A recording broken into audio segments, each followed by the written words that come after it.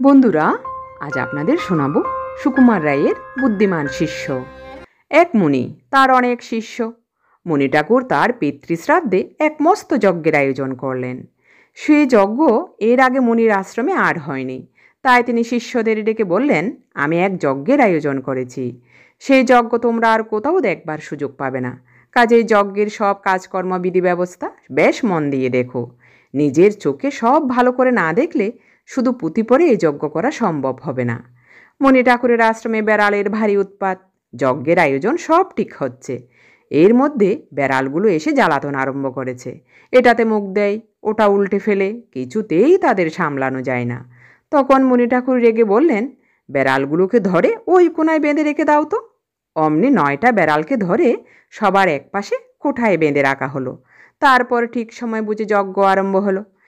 শিষ্যেরা সবার সাজসজ্জা, আয়োজন, যজ্ঞের সব ক্রিয়াকাণ্ড, মন্ত্রোচ্চারণের নিয়ম ইত্যাদি মন দিয়ে দেখতে আর শুনতে লাগলো। নির্বিঘ্নে অতি সুন্দর রূপে মুনি ঠাকুরের যজ্ঞ সম্পন্ন হলো। কিছুকাল পরে শিষ্যদের মধ্যে একজনের বাবা মারা গেলেন। শিষ্যের ভারী ইচ্ছা তার পিতৃশ্রাদ্ধে সেও ওই রকম সুন্দর যজ্ঞের আয়োজন করে। সে গিয়ে তার গুরুকে ধরল। তিনি বললেন, আচ্ছা, সব আয়োজন করতে থাকো, আমি এসে যজ্ঞের পুরোহিত হব। শিষ্য মহাসন্তুষ্ট হয়ে যজ্ঞের সব ঠিকঠাক করতে লাগলো। ক্রমে যজ্ঞের দিন উপস্থিত। মুনি ঠাকুর সশিষ্য শ্রাদ্ধের সবাই উপস্থিত। ঠিক নিয়ম মতো যজ্ঞের সমস্ত ব্যবস্থা প্রস্তুত হয়েছে। কিন্তু শিষ্যটি তখনও সভাস্থলে এসে বসছে না, কেবল ব্যস্তভাবে ঘোরাঘুরি করছে। এদিকে যজ্ঞের সময় প্রায় উপস্থিত দেখে মুনি ঠাকুরও ক্রমে ব্যস্ত হয়ে উঠেছেন। তিনি শিষ্যকে ডেকে জিজ্ঞাসা করলেন, আর বিলম্ব কেন? সবই তো প্রস্তুত, যজ্ঞের সময়ও উপস্থিত, এইবার সবাই এসো।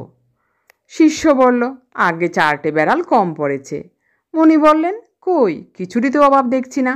শিষ্য বলল, আগে 4টে বেড়াল কম পড়েছে। মুনি বললেন, সে কীরকম? শিষ্য মুখ কাঁচুমাচু করে বলল, ওই যে আপনার যজ্ঞে দেখলাম ঈশান কোণে 9টা বেড়াল বাঁধা রয়েছে।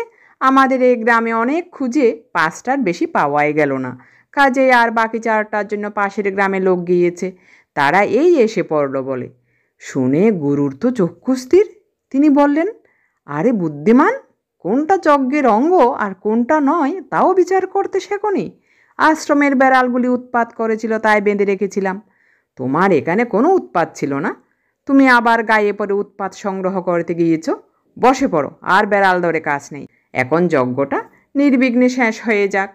শিষ্য নিজের আহাম্মকিতে লজ্জিত হয়ে অপ্রস্তুতভাবে সবার মধ্যে বসে পড়ল।